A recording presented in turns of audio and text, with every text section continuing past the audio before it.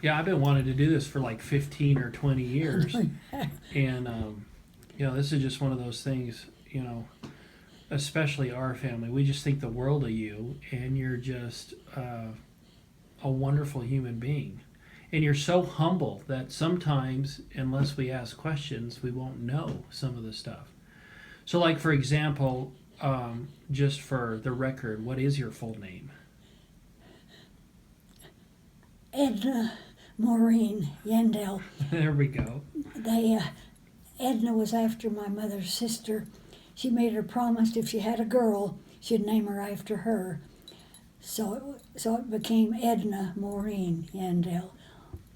Edna Maurine Dunn Yandell. Ah.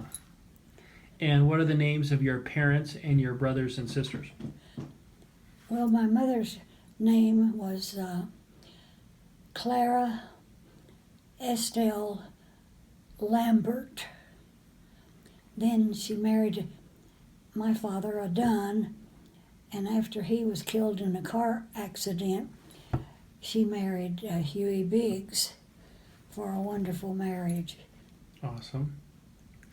And how did your parents choose your name? Maureen happened to be the name of a girl that my father had dated once, but he thought it was a pretty name and that it was very unusual.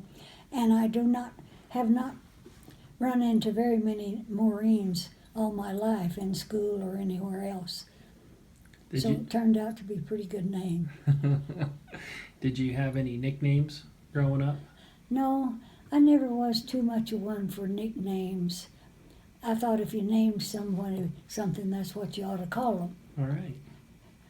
How about when and where were you born?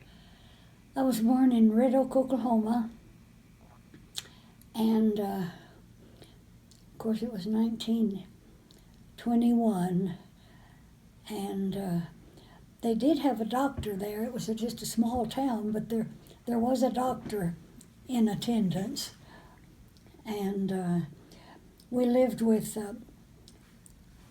my one set of grandparents for a while, then we lived with the other set of grandparents for a while. And they were 21 years old but had no means of supporting themselves. So my father heard somehow of the oil boom of oil wells up around Wewoka and Holdenville, Oklahoma. And we went there. And he started out laying pipelines for the gas company, but he ended up reading the production of the gas wells and turning it into a central office. All right. What kinds of things did your family do together when you were young? Oh, they square danced. They were into a area where there was a lot of square dancing, and then going to the movies was really a big deal then because they hadn't had movies too long at that time. I think the movies came out about 1920 maybe, but anyway, we went to movies, and that's about all that we did. We had a swimming hole pretty close to where I lived, and it was a little dammed up creek, and we went swimming in that, and then going to the movies was really a big deal then. And that's about it as far as family activities, because my father wasn't really that good of a family man. And we had two cars when a lot of people didn't have any. One was a company car. He worked for Oklahoma Natural Gas. He was always a good provider. And he read the production of those gas meters, and he was through with his job in about a half a day's work, unfortunately. he wouldn't have got into as much trouble if he had a full-time job, but he got through in a half a day. Who were some of your friends, and what did you do with them growing up? I didn't have very many friends growing up. Well, I had there was a little boy and a little girl, both younger than I, that lived the equivalent of probably 2 blocks away, although we were out rural, and we played in the ditches that had been made by water, and we played cars and dug garages out of the sides of the wall, and that's all playmates I had growing up, the little neighbor boy and girl. And then I rode a bus to school, to a wonderful school. It was in the oil fields, and they had a lot of money, and it was a dandy school for those days. And of course, one thing that always stayed in my mind is the kids on the school bus, I had to ride the bus, they used to tease me about my father's girlfriends that everybody knew about. So you see, I had lots of unpleasant activities in my youth. I also remember my brother was about 4 years old,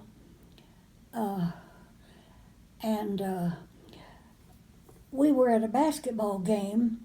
We had 2 cars because there was a company car and our family car. And Mother could drive when most women could not. She had to learn to drive to get away. And so we were at a ball game. No, we went to the ball game looking for him. And in he came with another lady. And so then they took off and we took off after them, but we couldn't catch up with them. They eluded us. But we were going so fast, my mother had me to hold down my little brother in the back seat of the car because we were going so fast, but we never caught up with them. No seatbelts back then, huh? But see, those are unpleasant things, but it's things that happened that perhaps no doubt influenced my life. What schools did you attend? I only attended Butner School, which was a real good school because they had a lot of money because the oil fields were working prevalent at that time. And I went to this school, and I remember getting a ribbon because I made such a high grade in geography, which was always my favorite subject. We had geography then, and I always was interested in traveling, seeing the world in geography, and got a blue ribbon in that class. I did well in that, and I made a trio. This was in 7th grade. We had a girls' trio, and we sang popular songs in the assembly for the whole school from 1 through 12. We did 3-part harmony, and that was a lot of fun. And then I went to Red Oak when I was in the 8th grade. When my father was killed in a car wreck. Sometimes I think the Lord took care of that so my mother could have a happy life. He was killed in this car wreck. I'm sure he'd been drinking because he drank regularly. He wasn't a fall down drunk, but he drank and had a car wreck, and it threw him out of the car, no seat belts, and killed both he and another young occupant, a young man that he kind of running around with. And so then we moved to Red Oak, and I thought I'd gone to heaven because I was way out in the country, not people. At Red Oak, there were teenagers all around me. It was a small village, but I thought I'd so happy. Teenagers and a good life, and about 1.5 years later, my mother had a second marriage to Huey Biggs, who was a wonderful man. and he was a bass singer good enough to be doing solo work. This Southern gospel kind of music. We don't know that kind of music out here, but it's very popular back in Oklahoma, Missouri, Arkansas, and those states. And he was a real good singer and had been traveling with a quartet. He was the bass singer. Wonderful voice. And Mother, I guess she went up and talked to him after one concert. He was a bachelor, never been married. And so they just kind of hit it off and married right away. And they were about 33 or 4 at that time. And so they had a child the first year because age was creeping up on him. He had my brother Larry, who made a pilot of a big plane, and he influenced L.O. to be interested in becoming a pilot when L.O. was, your grandpa was a little boy, and he told him a lot of flight stories, and that made my husband want to become a pilot, which he did. Only he didn't fly big planes. He flew P-51s, a fighter pilot, and loved it. And he was just, they washed out a lot of them, which means they failed. They couldn't pass. They didn't get their pilot's license, in other words. And at one time he was about washed out, but there was another pilot who knew him, and he said, and he was superior to this one, and he said, I want to check him out. And when he did, he passed him in a fighter pilot, a P-51. And he was already a pilot of a tiny plane because the government had a program where they trained him, and in college he learned how to fly a small plane. Government paid for because he didn't have any money. His family was very, very poor. They were school teachers, and there were 2 of them, but they didn't know how to manage their money, and they were not very well off at all, and financially. So anyway, then I met him in the 9th grade because up until the 8th grade he had gone to a rural school, and then he came into the village of Red Oak to the high school in the 9th grade, and we started going with each other then. And my girlfriend was his debate partner, and she really liked him, but he went for me. And we dated in high school and college, and we got married when we were about juniors in college because the war had started, and we probably wouldn't have gotten married quite that soon had not the war started, World War II. So I went back to Red Oak to fill a teacher vacancy. She left and went to work in the war factories to make more money. And I left college to go because he was there waiting to get his call to go into the Army. But the call didn't come right away. It took about 4 or 5 months after he left college. He was just waiting. It took about 4 or 5 months before they really called him. So I went back, took a vacancy to fill a vacancy, left college as a senior, went back home to fill a vacancy in the school, and then he got his call to go in the service, and when that happened, we went and got married right then. And of course, in 5 days he was called to San Antonio to Randolph Field, but I stayed, and I was filling in a teacher's position who had left to go get a job with the Army or something like that. So, but I finished that year though, and then he finished at Randolph. Had I been there, I couldn't have been with him and lived with him at Randolph anyway. They had to stay on base to train. But I left and we got, let's see, no, we were already married, but I left him. After that, I became a camp follower every time he moved. There were other wives just like me, and we were friends and associates. And I was a camp follower I went to every camp that he was at, except right the last one I didn't go because it was the POE.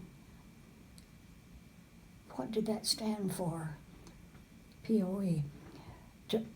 Waiting to go overseas in the service. He was there waiting, and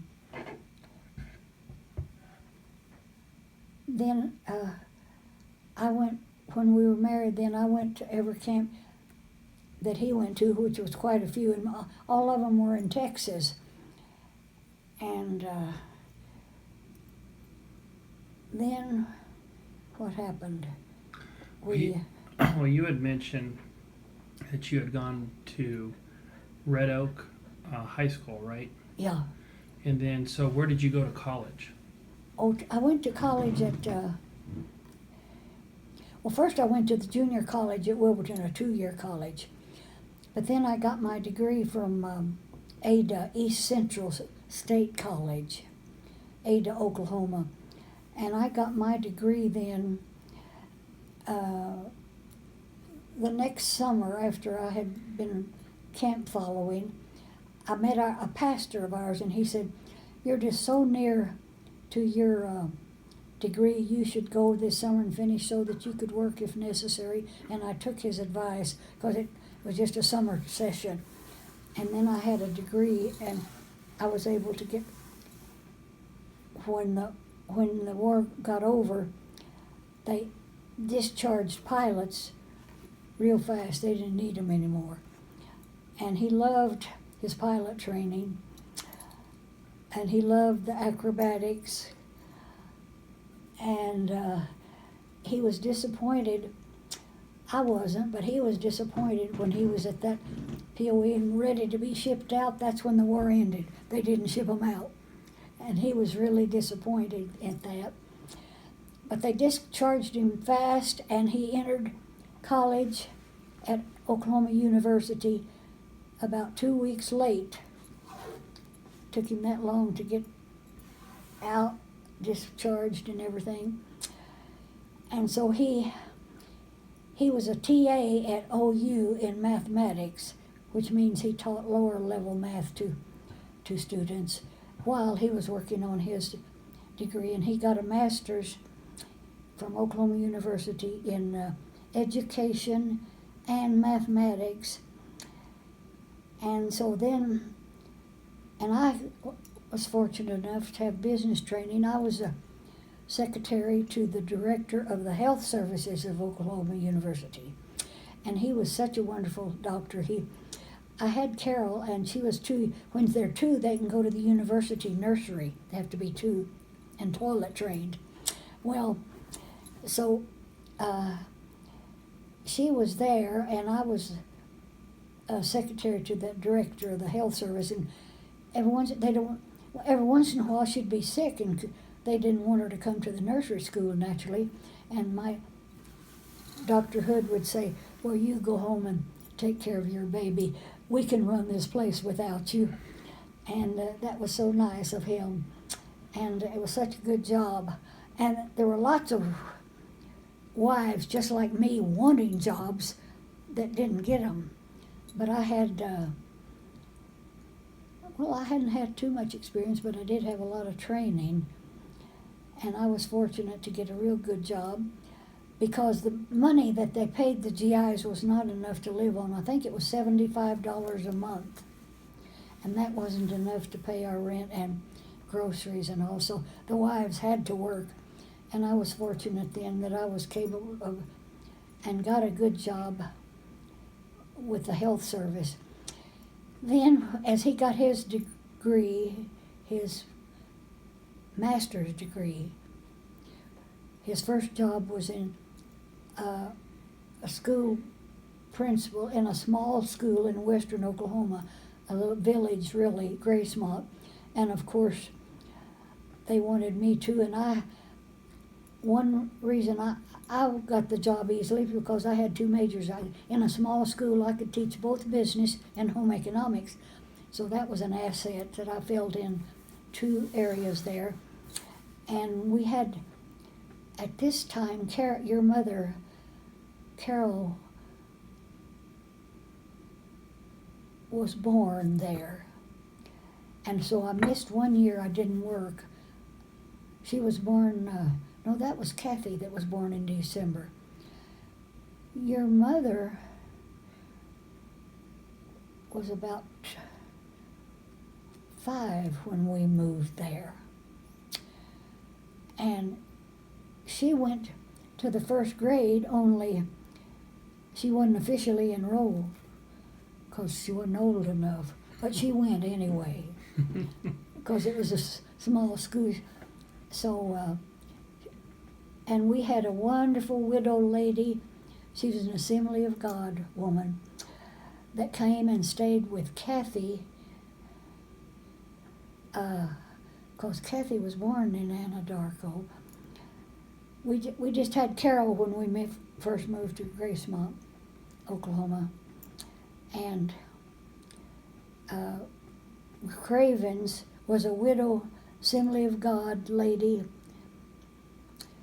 that stayed with Kathy when she was born. And Carol now went to the first grade, but she didn't have any records. So then we moved to Gallup, and I wanted to put her in the second grade.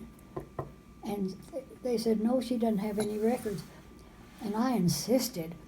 So they said, because she could already read, she would have been bored to death.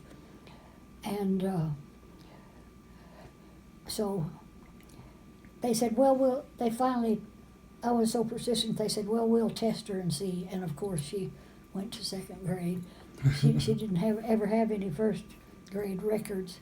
Hey, before we get to those two, what I wanted to know is that you had mentioned that some of your favorite subjects when you were growing up was geography. Was there anything else that was a favorite subject that you had? Geography? Oh, it was definitely geography. And history. Did you have a favorite teacher? Oh, I had a favorite high school teacher. He was my hero. You might say I almost worshipped him. He was my Sunday school teacher, my basketball coach. I played basketball. I wasn't a starter, but I usually got to play some, especially if we were winning big. And I was fast, but I wasn't big enough to, as most ball players were. I was just fast. I could steal the ball pretty good. And now, where was I? We were talking about favorite teachers. And this teacher, Delbert Garner, later on, many years later, when I'd been gone away from there a long time, I wrote him a letter, told him how much he had meant in my high school. He probably knew anyway, but I'm sure it didn't hurt for him to get that letter. And he was a wonderful, wonderful man in every way. And now that was a high school teacher. I don't remember any of the grade school teachers particularly, but the high school Any college professors? None that Okay. well, there was one old maid. I didn't particularly like her. She favored the male students. I didn't particularly like her. That's why I remember her. College ones didn't stick with me particularly, But this high school teacher was, as I say, he was, And he had a wife that, I don't know how in the world he could have married her. She was not likable. She didn't have a friendly personality. It bothered me all that time because he had married her. So, yeah, you told me a little bit about Grandpa, but I want to know, how did you and Grandpa meet, and how did he propose to you? He had gone out in a rural school where his parents taught through the 8th grade. When he came into high school, 9th grade, he had to ride the bus in. And of course, I walked. I was just about 3 blocks from the high school. But he had to ride a bus in about 6 miles north of Red Oak. And I guess I can't really remember how what attracted us to each other. I know my girlfriend was his debate partner and she really liked him. But when I showed a little interest in him, well, she lost out completely. And we were together all through. I know how the first love of my life was we call CC, initials. We call people initial names them. And CC and I that was my first sweetheart. And when I was a sophomore, a 9th grader, I got typhoid fever and missed most of a whole semester. And my husband-to-be visited me, brought me my homework, and visited me regularly, whereas the one I had been going with, we walked home with after ball games. He'd walk me home. We did that in the 8th grade, in the village. But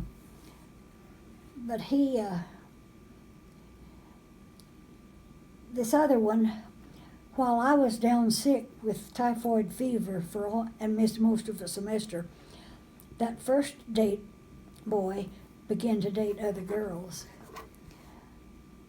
Whereas your future grandfather visited me, brought me my homework, and I never went back with this other person. So how did he propose? We started so young talking about our future lives. It wasn't too long before we began to talk about when we got older we'd be married. Even when we were knew we were way away from it, we began to talk about that we'd be married someday. And that just continued, and sure enough we did. So did he give you a ring? Did he get down on a knee? No. Were you at a park bench or, No, it just kind of, it was no sudden time. It just kind of evolved as we talked about our future life. Just kind of evolved that we'd be together always. Awesome. And then we knew, of course, we couldn't get married high school age, or even, we hadn't even planned college age. We had figured we'd finish college before we did get married, but we got married a little sooner than because of the wartime, I guess we got married sooner than we had anticipated. So when and where were you married? We were married at our minister's home, Tony Barnes. He was our minister, and his son was your grandpa's best friend. And so we just decided, when he got his call to go into the Air Force, we decided that night before that we'd just get married right then. Of course, we'd been talking it all the time. So we went up to, that was at a night, And the next day, we went to this minister's house, and there was the minister's son was his best friend, so he became the best man. And we had your grandpa's sister Clarice, and my cousin Francis, and 2 or 3 more close friends. There were, probably about 8 of our friends that were with us. We just went up to our minister's house, and he married us. And we had known him. In fact, he had baptized. Not me, because I was still at Wewoka when I was baptized. I was 12, and I was baptized in a pond. And yet we had baptisms only in the summertime, of course, when it was warmer weather. And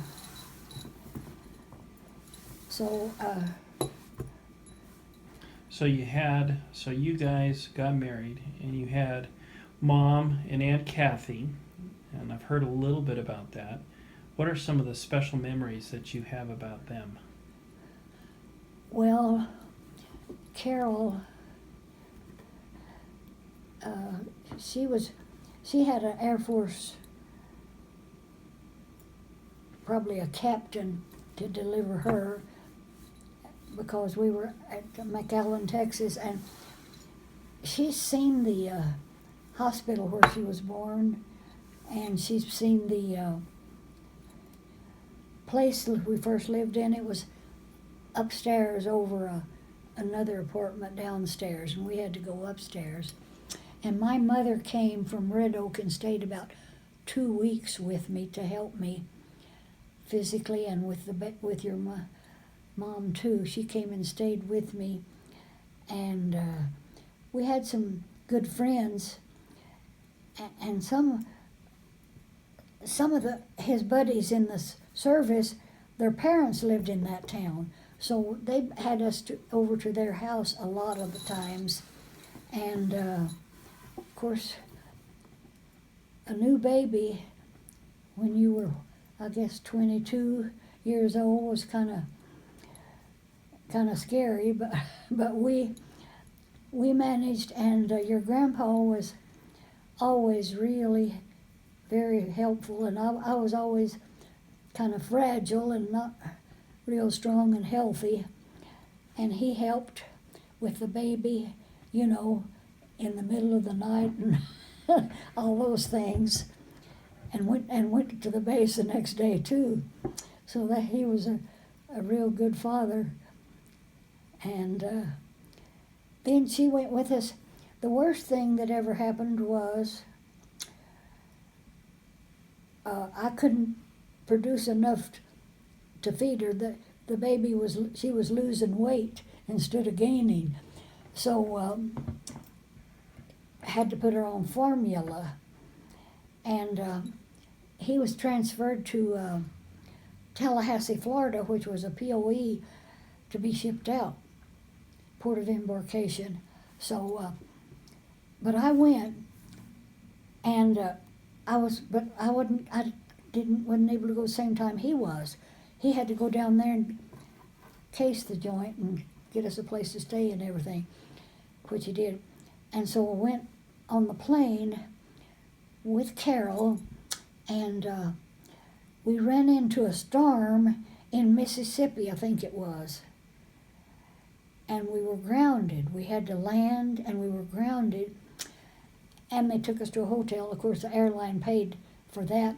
But I was running out of formula because I had planned just for that trip.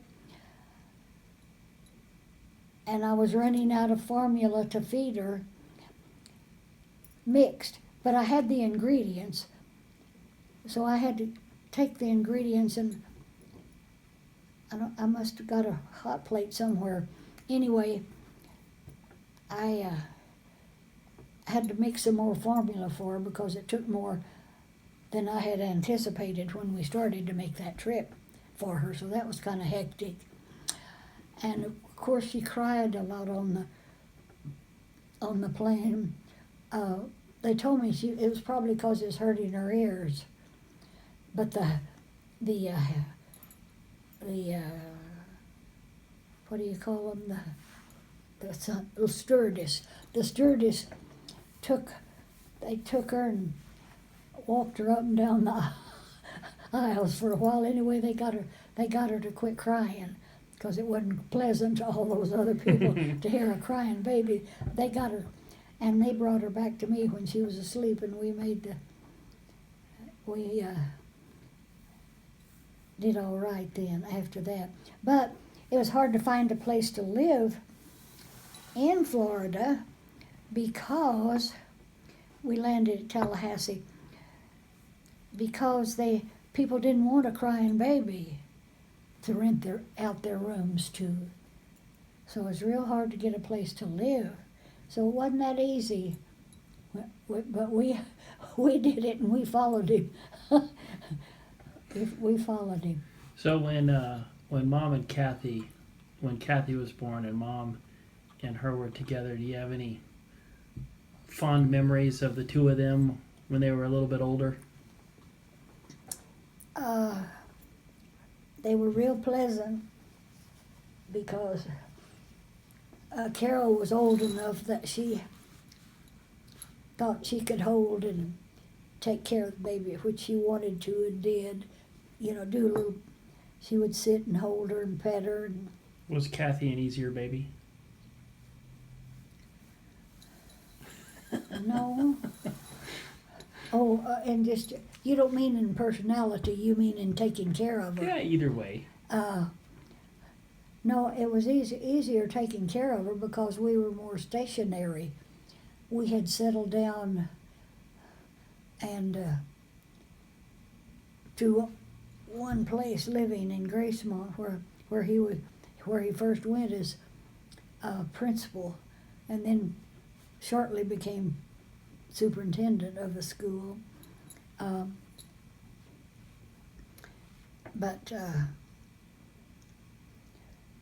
No, Carol was the cutest little girl.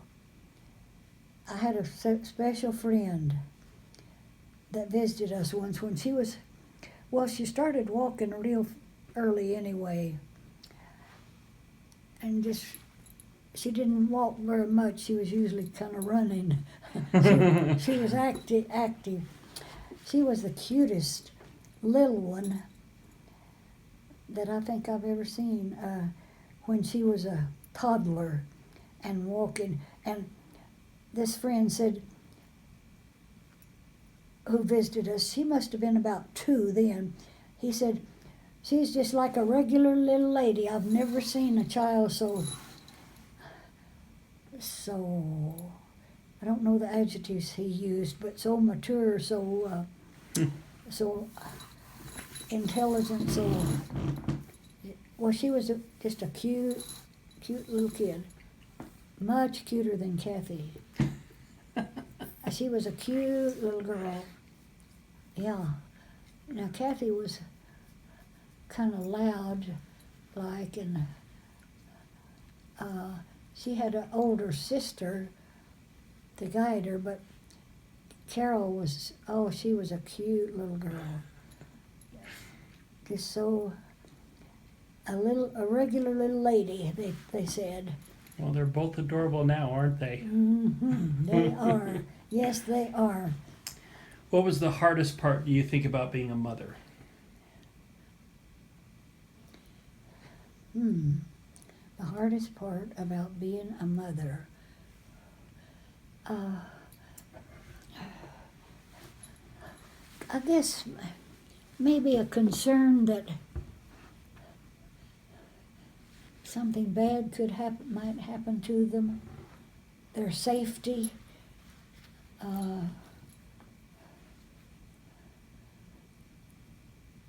Either physically or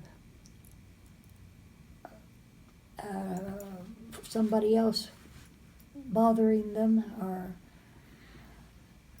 like that. I really didn't have a whole lot, because we always lived in a whole lot of worry about that, because we lived in a smaller town always, or country even, and So really, that wasn't really a big worry either.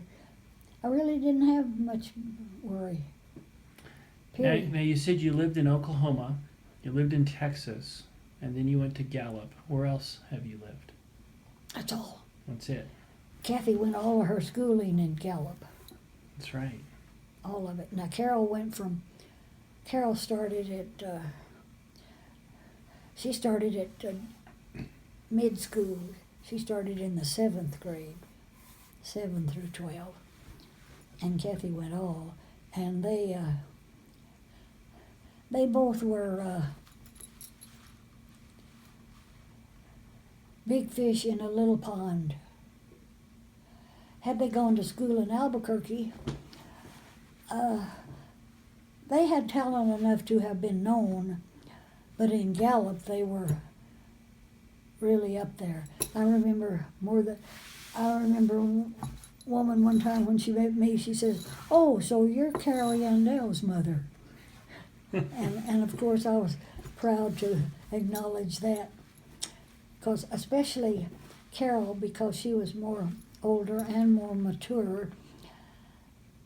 And for one thing, there weren't many musicians in Gallup, and people called on her for all sorts of things, weddings, funerals.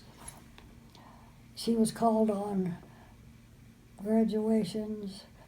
I remember one time she played for a friend's wedding in the Catholic Church, and she was playing the organ this time, and somebody that knew about the wedding sat by her on the bench and told her when to start and when to stop, according to she didn't know the order of the service is going to be and all, but she was a friend and she wanted Carol on the organ. Carol was really made a name for herself in Gallup. Well, I'll switch gears on you now. So we all know you're a Christian. How has church affected your life? Oh, it's been a part of my life. Now, I didn't know.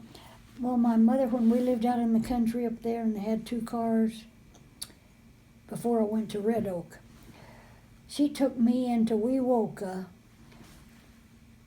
to a big church, because we were out there rural. I say a big church, it was big to us then. And to the Sunday school class, she wanted me to have association with girls my age in a Sunday school class, but I didn't fit in. They were the city girls that lived in Wewoka.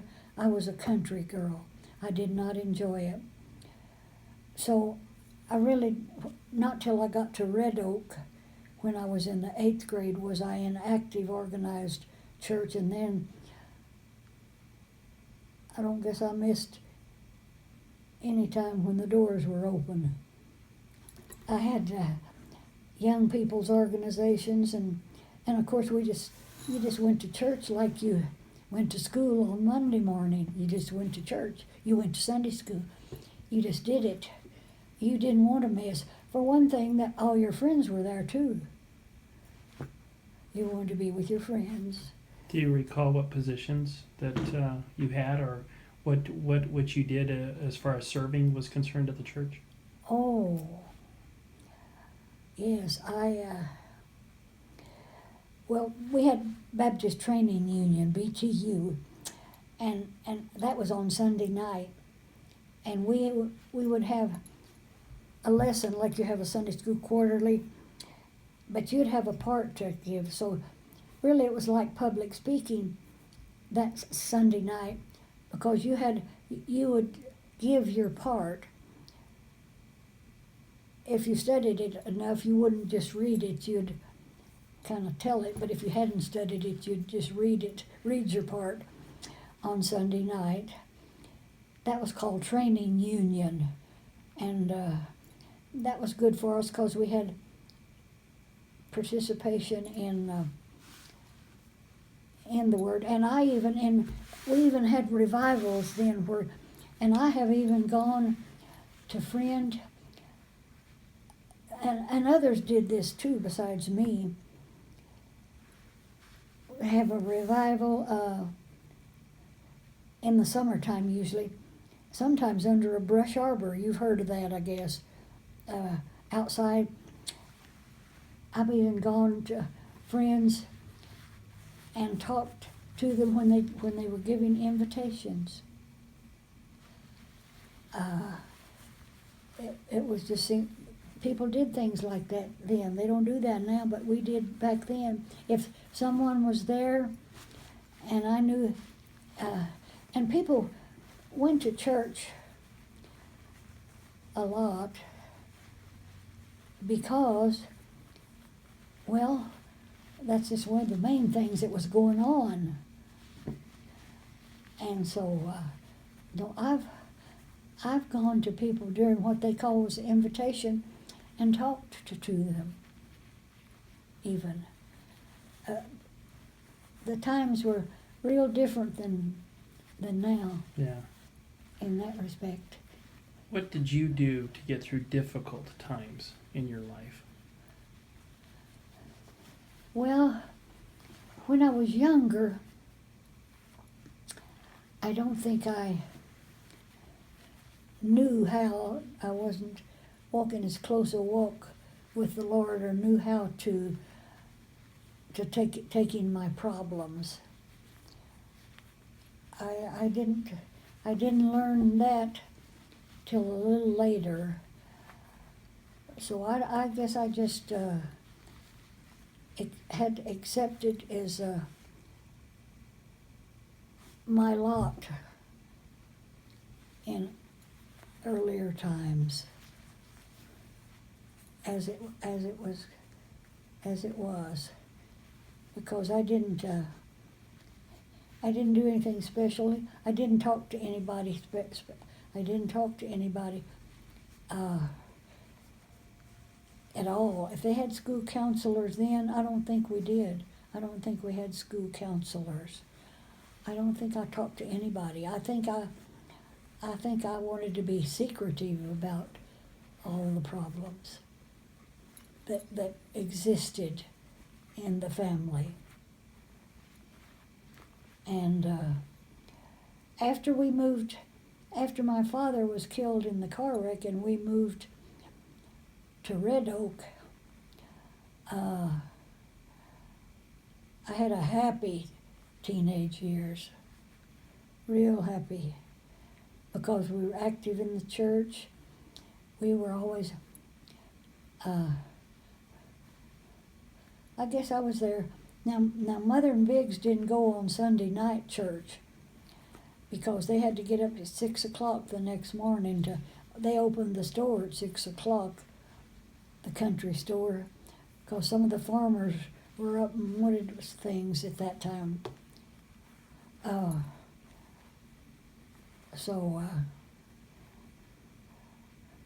about your later years in life? How'd you deal with difficult situations when you were older?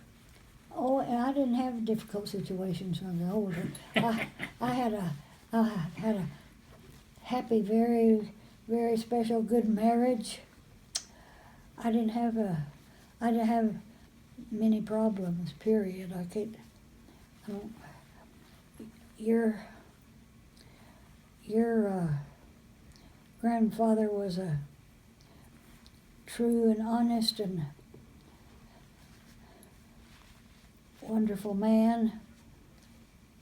I was very fortunate in my marriage. Very fortunate. We were happy, and we both,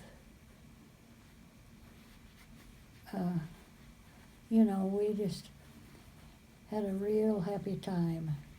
I didn't have any problems. Period. When older, I was very, very fortunate. I've had a good life. I'm still having a good life. Great. What holiday traditions do you have? Traditions? Yeah. Can't say that I have any traditions. Traditions, things that you customarily do. Well, for one thing, you know, when it's Sunday morning, I want to go to church. And if I'm sick or something's happened and I don't, the whole week's not right. Because I look forward to Sunday morning and going and Well, I know going to church and Sunday are some of your are definitely a favorite thing. What are some of your other favorite things?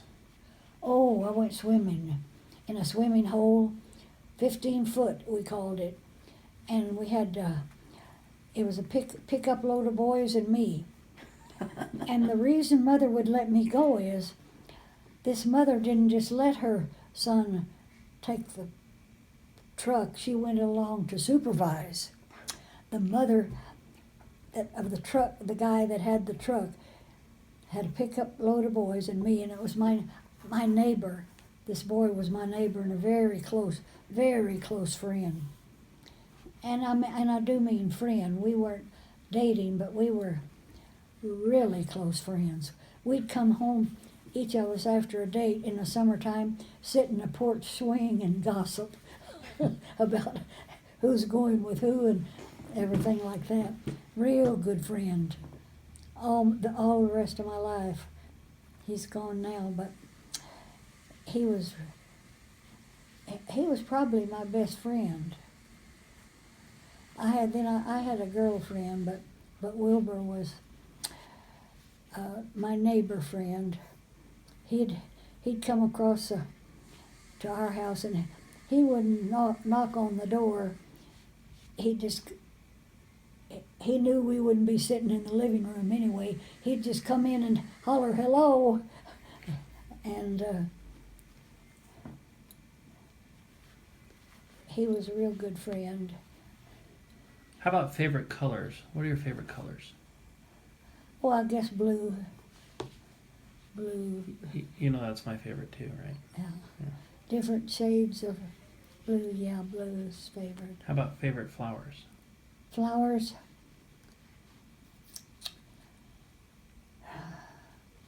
The first thought comes to my mind is a rose. I guess it is, even though it does have thorns. How about favorite books? You have any favorite books? Well, other than Bible stories, well, I was going with the wind. How about favorite songs? Any favorite songs? Tough questions, right? That is a religious one. Now, let's see, it's I guess it's Amazing Grace. Amazing Grace. Mm. About favorite foods? Well, I like enchiladas pretty well. Pretty well, yeah.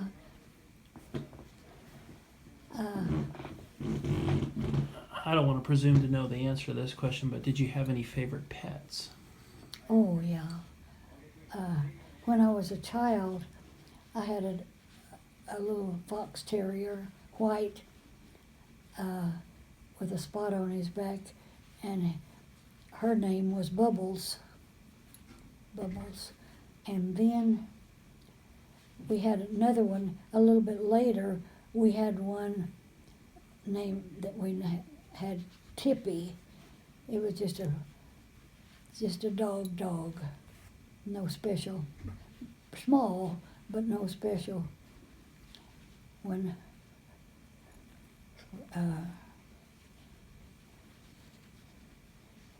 well, I wanted to tell you about this swimming hole.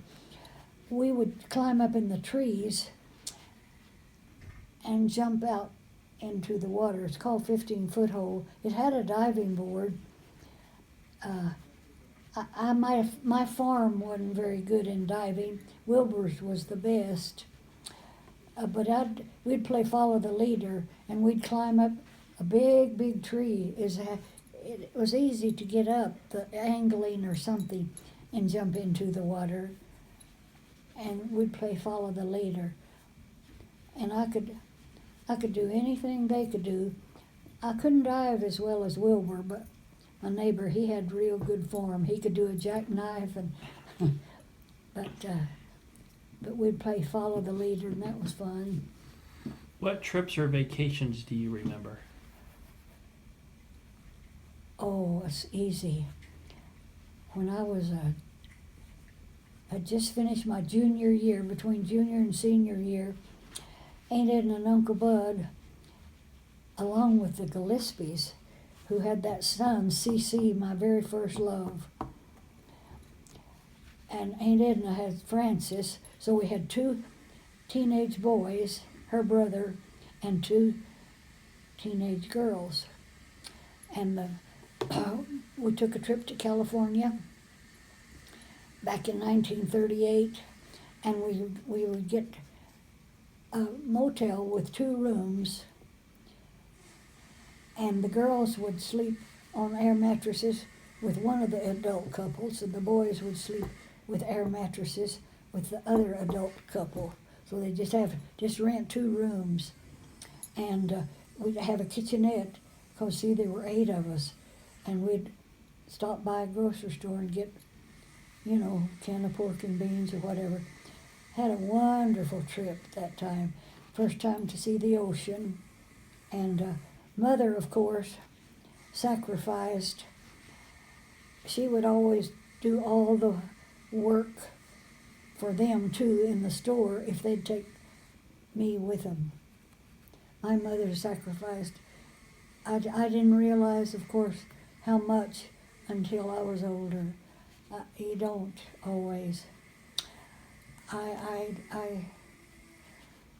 regret that, but I didn't know. I just didn't know.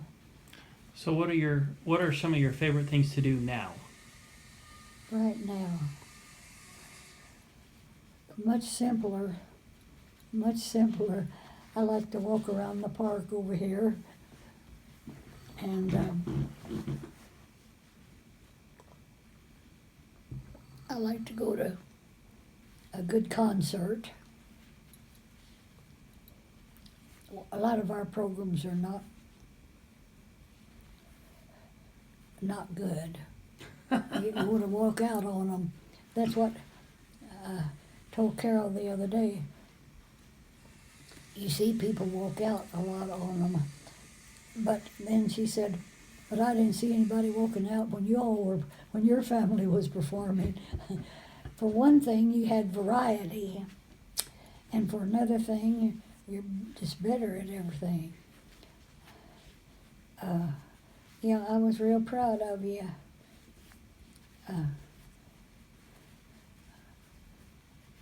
Well, we love you. I got 2 more questions for you. What is something about you that you think most people don't know about you that they should know? They don't know that about me, and they should know. Yeah, maybe they should know.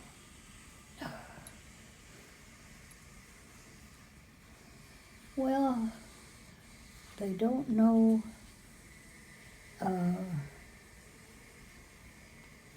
Yeah, what's something that we wouldn't know about you unless you told us? They wouldn't know that I go into the chapel down here.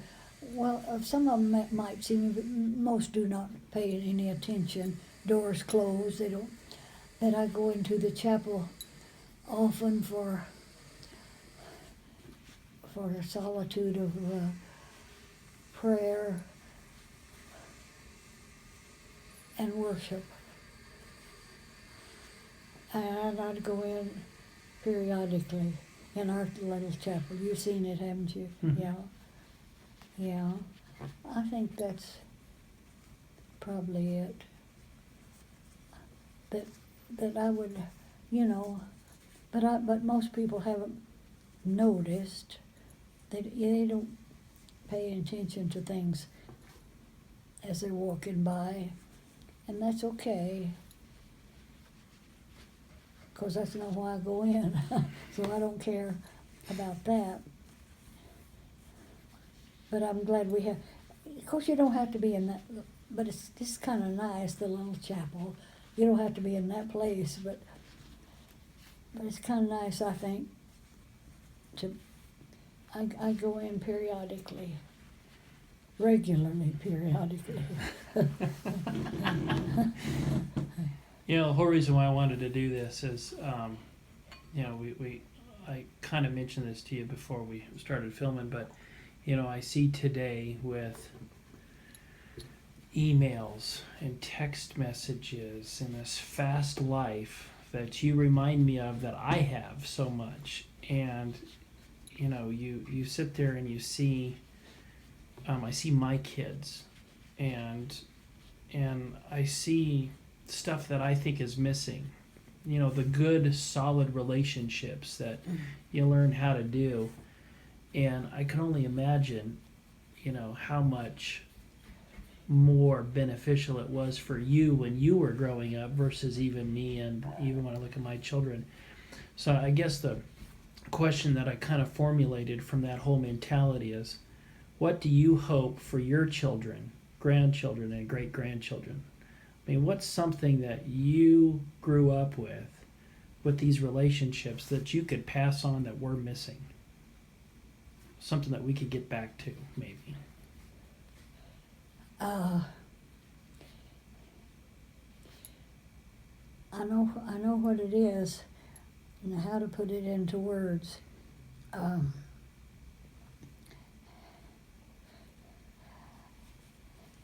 A relationship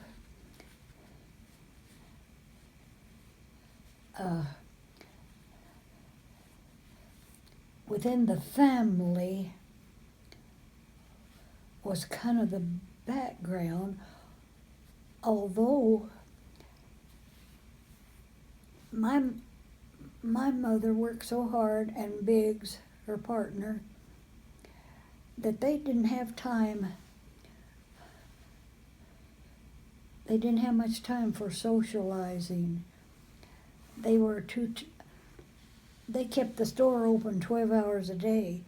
Now, my Aunt Edna and Uncle Bud, they shared the time, so they didn't all have to stay every day. They didn't have to stay 12 hours a day. They shared the time. But they just worked. My mother just worked and worshiped. That's it. She didn't have much. They didn't have much time for amusement. What's the key to a good relationship?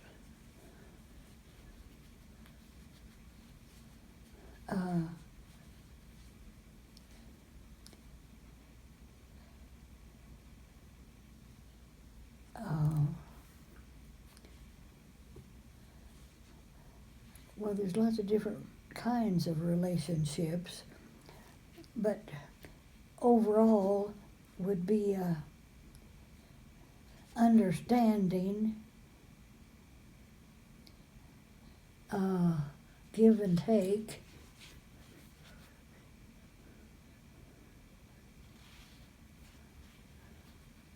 and patience. I think that's about all I can think of. That's perfect. And I'm sitting there thinking about Hunter, for example. And if Hunter's going to take somebody out on a date, you know, what's the proper way to treat that date? You know, what are some of the things that you don't see that are happening nowadays that should be happening? You know, something like that is what I would. Well, my knowledge is kind of limited on that right now. I don't have much access to the way teens are. They say that teens are so much more active sexually, physically than in my day, and I don't doubt that, because they don't seem to think it's so bad right now. But in our day,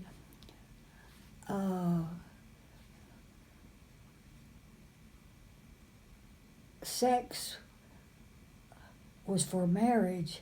It was something good, but it was something you waited for till marriage. And I understand that it's not necessarily so at this day and age. Yeah, it wasn't bad, but it was something that you waited for, something you waited for.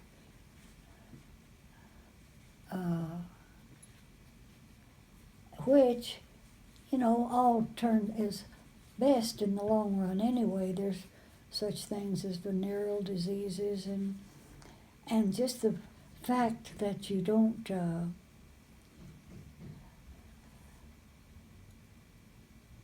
admire yourself for being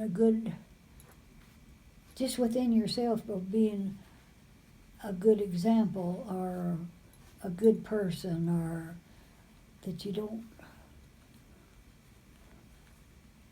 that's mostly, in general, it's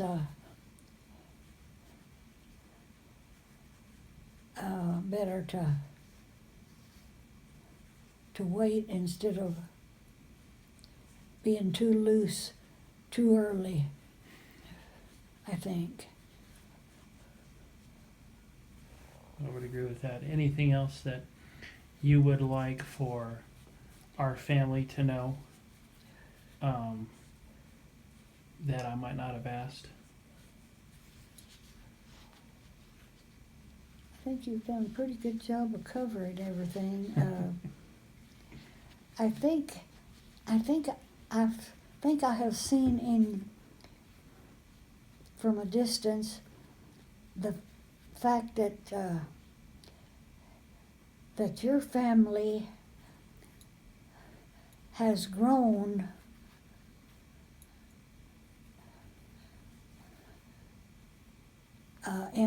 you might say improved or grown in relationship as time went along.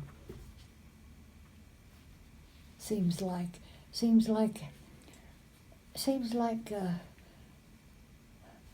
a few years back, I didn't think you thought as much about doing things with family as you did doing things with friends. I think you've grown. I think I see some improvement there. I think maybe we have some good mentors that have taught us some of those things along the way. What do you think? Well, you should have. Absolutely. Because, the two girls gave me very little problems. See, as yours have not you. They didn't give us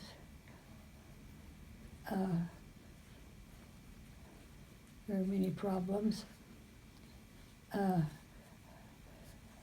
Carol said, she's told me about since then that she and the pastor's daughter slipped out one night and went somewhere that they weren't supposed to do it.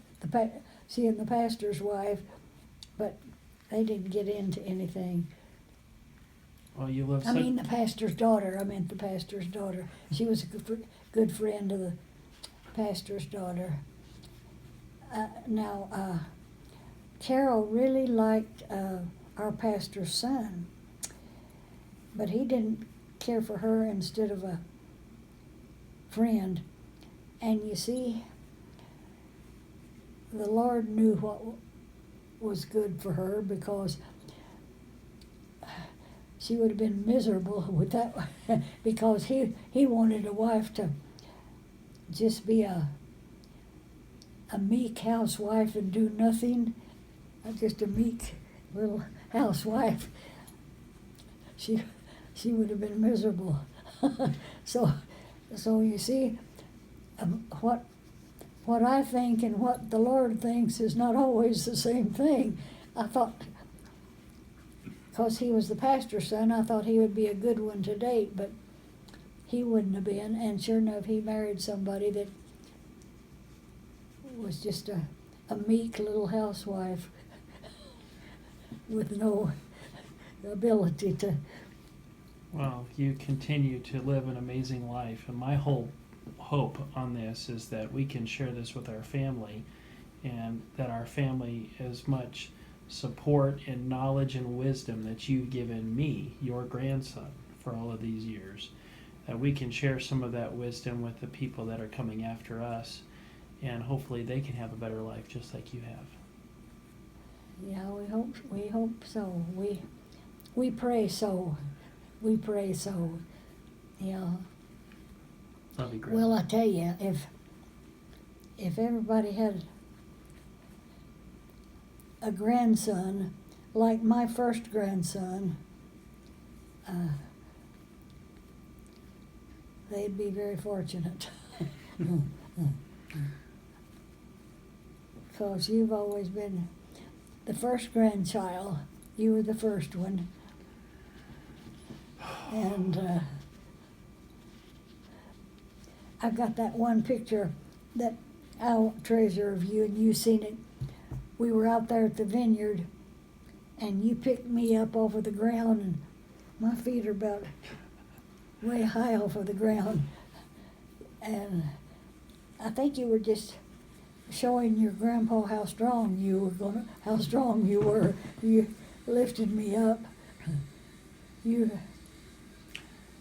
I remember that. I remember the time where you guys bought me that white outfit with the white jacket, like the Miami Vice show, where I was like Don Johnson, and I was standing on doing a Karate Kid kick with a bird or something, someplace that you guys had taken me.